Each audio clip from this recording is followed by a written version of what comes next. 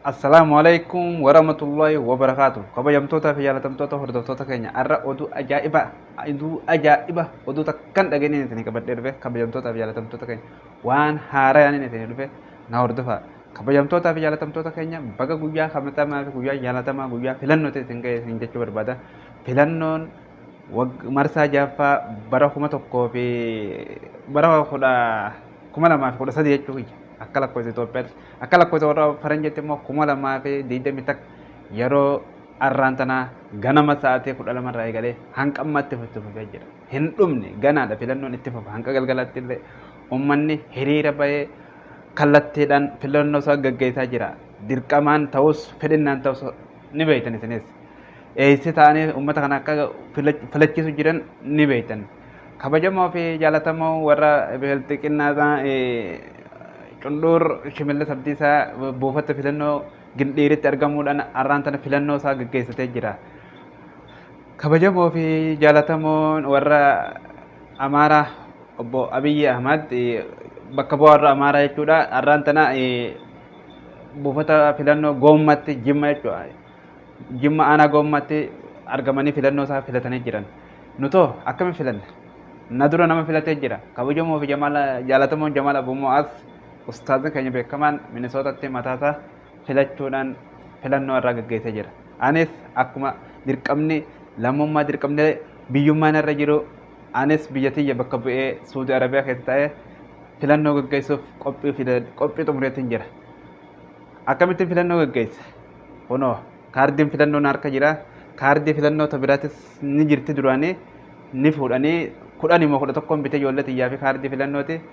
Narkaa fuudhanii jechuun rakkoo nageenyaatiif waan sodaanne jaaniiti narkaa warri uummanni nu tasgabbeessaa jiru warri nu eegaa jiru qaamni nageenyaa nu isinii fila jedhanii kaardii filannoo teenya guuranii kutanii jechuudha.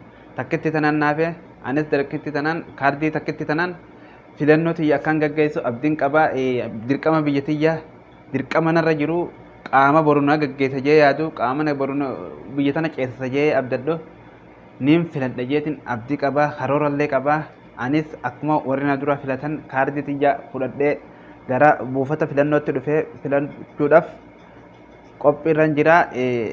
Edarraa jalqabnee buufata filannootti yaanee filannoo teenya gaggeessuudhaaf qophii xumurree jirra. Edaa halkan guutuu rafne jala bultii billee meeshaa filannoon itti gaggeeffamu kana edaa dhiqaabullee saamunaa fi shaamboodhaa fi waa hundaanuu dhiqaabullee har'ammoo kaardii teenya fudhannee karaa buufata filannootti dhufnee jirra. Buufanni filannoo keenya manuma keessatti argama. Gabbaanuu qaamni nageenyaan hin dhiisu dirqama biriyyummaa bahuu qabna jechuudha. Hin qadanteenyutti biyya teenyaaf qabsaa'uu qabna. Biyya Oromoon gaggeessitu keessatti filannoo raafuu hin qabnu jechuudha.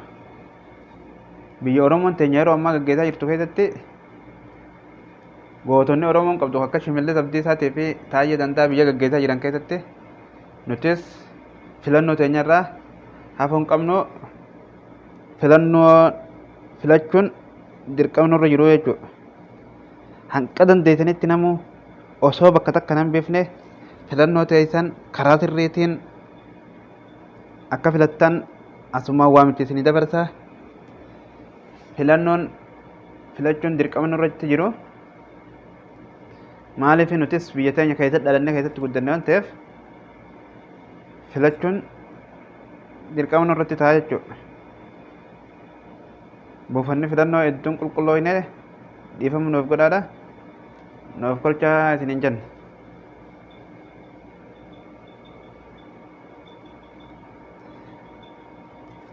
Filannoo marsaa jaaffaa haala kanaan gaggeessaa jirra jechuudha. Marsaa torbaffaa yoon fedhaniin numaan filatamaa irratti hirmadha.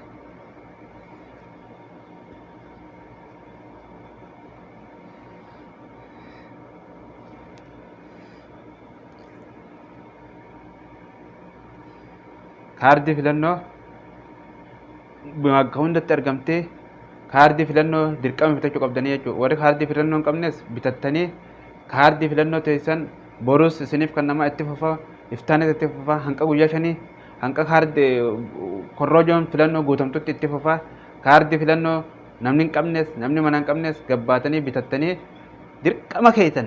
dirqama keessan baachuu qabdanii jechuudha.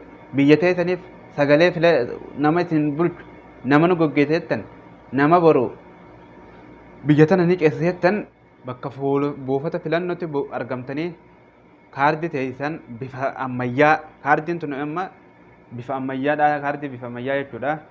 Kaardii ammayyoo jechuudha. Kaardii bifa ammayyaa takkana bitattanii bakka hundatti argamti kaardiin tuni bakka hundarraa bitattanii kaardii sana filachuu qopheeffattanii filachuu dandeessanii dirqama biyyummaa dirqama biitti teenya irraa qabdu dirqama oromummaatii fi oromummaa oromummaa jalan ceenaa dirqama Itoophiyummaa bahachuudhaaf saba amaaraa keenya guddisuudhaaf ummata keenya ummata amaaraa akka Itoophiyaa takka jaaran deeggaruudhaaf bira dhaabbachuudhaaf dirqama kaardiin filannoo nurraa barbaachifte jechuudha.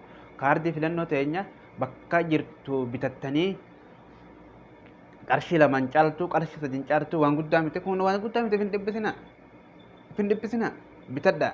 Laakiin hoggaa bitattan kaardii filannoo takkanaa tana kaardii kana tana bitadhaa jechuudha. Kaardii bifa tana qabdu tana bitadhaadhaa halkan mataa keessan buufata korroojoo filannoo teessan miiccadhaadhaa qulqulleessaadhaa saamuna yoo qabaachuu baattan bitadhaadhaa biyya teessaniif qabsaawaadhaa nama boru sagalee nuu ta'a jettan nama boru nu gaggeessettan nama boru nu ceesissettan nama ilmaan keenyallee ni ajjeesettanii abdii irraa qabdan dhagaa waan takka asirratti isin hima nama ilmaan keenya ni ajjeesa akka dhiirtiin dhalanne akka dhiirti dhalatten guddanne ni ajjeesa adda babaayetti ijoollee teenya baaseen nu ajjeesettanii abdii irraa qabdan waan kana itti gadi fageenya laala nama adda babaayetti ijoollee teenya nu ajjeesettanii abdii irraa qabdan akka filattan kaardii filannoo bitattanii akka dirree adda babaayee irratti ilmaan keenya nuuf ajjeesettanii yaaddan nama nuuf gaggeessa ilmaan keenya murruq nu godhaa akka gaafa karaa akhiraatti yaa'an akka biyya tanarraa godaanan nuuf godhattanii yaaddan nama akkasii yaaddan yoo jiraate kaardii teessan bitadhaa filannoo marsaa jaaffaa irratti hirmaadhaa. Filannoo marsaa jaaffaatti hirmaachuun dirqama lammummaa dirqama namummaa dirqama biyya san keessa dhalachuurra waan nurraa eeggamaa ta'e jechuudha. Kaardii filannoo teessan bitadhaadha. Assalaamu alaikum warahmatullahi wabarakatuh. Filannoo teessanitti hirmaadhaa. Kabajamtootaaf jaallatamtoota.